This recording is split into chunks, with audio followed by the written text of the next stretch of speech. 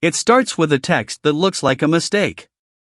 "Hey Michael, are we still on for golf Saturday?" You are not Michael. You reply to say so, just to be polite, and the stranger apologizes, says something warm and a little embarrassed, and asks how your day is going anyway. That single wrong number text is not a mistake. It is the opening line of one of the most profitable scams on earth, and by the time it is over, some victims have handed over their entire life savings without ever meeting the person who took it. This is how a pig butchering scam actually works, start to finish. The name sounds strange, and it is meant to. It comes from a Chinese phrase describing the practice of fattening a pig before slaughter.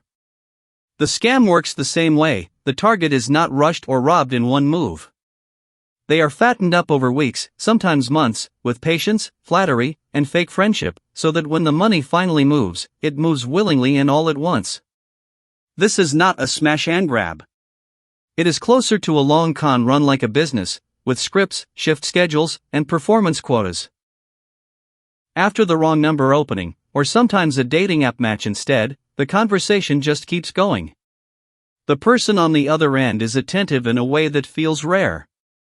They ask real questions and remember the answers. They share photos, a life story, maybe a picture of a nice apartment or a trip abroad. Over days and weeks this becomes the highlight of your inbox, a warm, low-pressure relationship that asks nothing of you except your attention. That is the entire investment on their end, and it is deliberate, because trust is the only currency the scam actually deals in before the crypto shows up. Here is the detail that trips people up. For a long stretch, there is no ask at all. No links, no apps, no crypto talk. Just conversation. That absence of a pitch is exactly what makes the eventual pitch land. By the time money comes up, the person does not feel like a stranger anymore. They feel like someone you know, someone who has been kind to you for weeks, someone who would not have a reason to lie. That feeling is the whole mechanism, and it is why this scam succeeds against smart, careful people just as often as anyone else.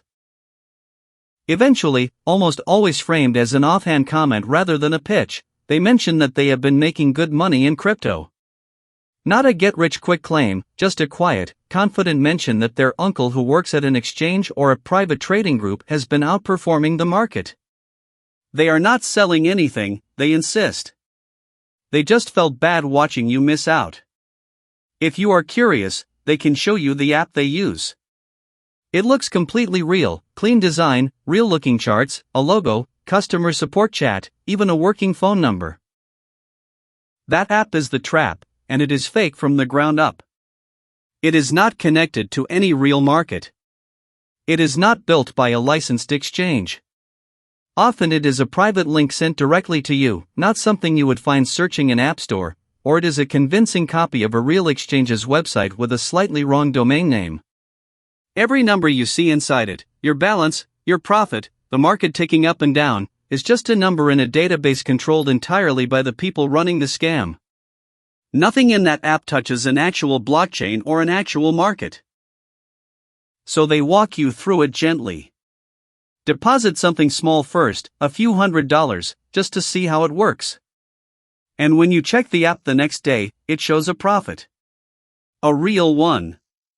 You can even withdraw it if you want to, and the withdrawal actually goes through, because the operation needs you to believe the platform is legitimate before you commit anything meaningful.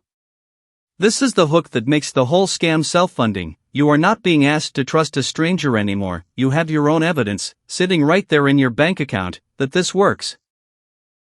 That first successful withdrawal is the single most important moment in the entire scheme, and it is also the last real money you will ever see from this app. Everything after it is designed to convince you to put in more, because now the platform has proven itself with your own money and your own eyes. The relationship deepens too. There might be talk of a shared future, plans to combine finances, gentle urgency about a limited window of unusually good returns. The romantic thread and the financial thread braid together on purpose, because doubting the investment now means doubting the person you have trusted for months. So the amounts grow. Savings accounts. Retirement funds. Sometimes a home equity loan or a line of credit, because the app shows profits so large that borrowing to invest more feels obviously worth it. Every deposit gets converted to crypto and sent to a wallet address the app gives you, and from that point it is gone from any system you control. It moves instantly across borders, through mixing services designed to make it untraceable, and into wallets connected to the operation, not to any exchange, not to any regulator, and not to you.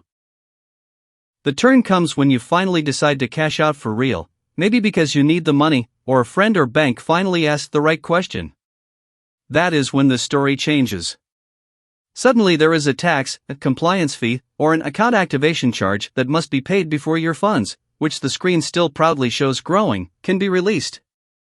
It sounds bureaucratic and almost reasonable, exactly the kind of small, official-sounding hurdle a real financial platform might have. So people pay it. And then another fee appears. And another. Each one is smaller than the money supposedly waiting on the other side, so paying feels rational right up until the account, the support chat, and the person you thought you knew all disappear at once.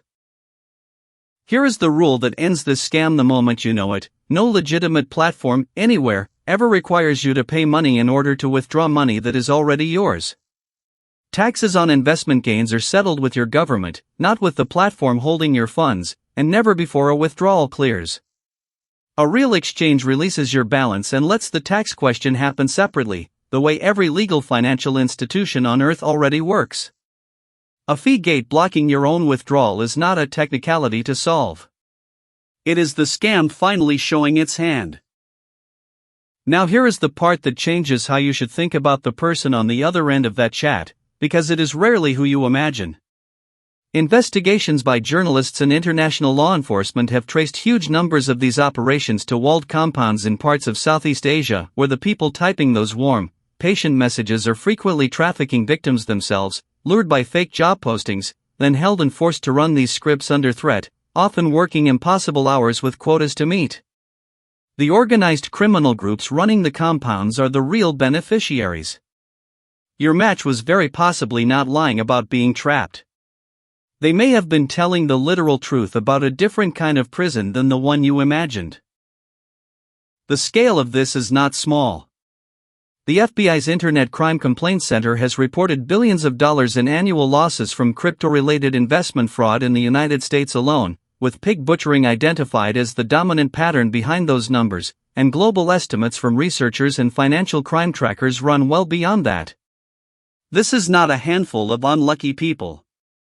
It is one of the largest organized fraud economies operating right now, industrial in scale, built specifically around the mechanics we just walked through. So here is what to actually watch for, in order.